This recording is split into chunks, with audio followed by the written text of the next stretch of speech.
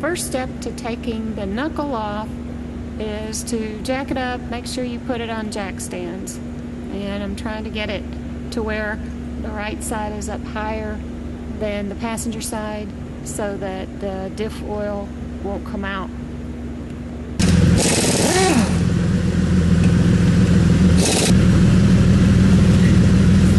This has the Vanco brake kit on it, so the caliper bolts will be a little different.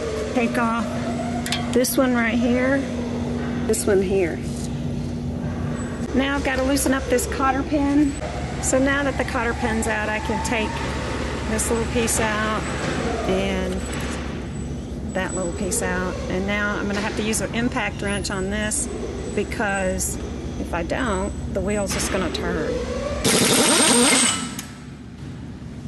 After you get the nut off, then you have this little washer. Before I take the unit bearing off, I've got to take this tie rod off. All right, now I have to take the unit bearing off, and that would be this bolt right here, and that bolt here, and the third bolt is right there. So I have a rag handy in case it drips. I'll pull this.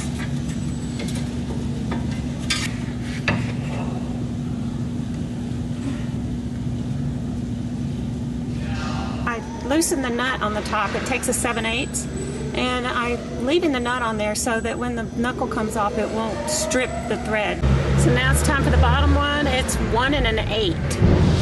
Support the knuckle here and beat it like crazy up here, because if you don't put that there, you don't have anything to make the knuckle come loose. So there it is, it's coming down, and the PB blaster helped a lot, so I didn't have to heat it up. So here's the knuckle that's been machined to the taper for the tie rod end that I needed. When I took it apart, I left the dust cover on there because I always forget it. So now, voila, there it is, and I can't forget it. I like to stick them through, you know, about that much. Put the dust cover on where you can put the brake caliper still on. So you don't push it too hard, so you don't push out the seal and the diff.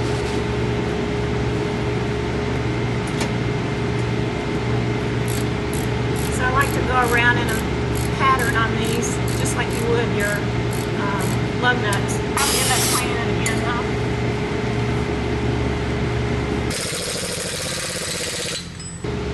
I'll probably put it on the ground and put a breaker bar on it before I do this. For the brake kit, I have to put this spacer in. There's 2 of them, so I have to put those in. Make sure that you get those in first if you have the Vanco brake kit.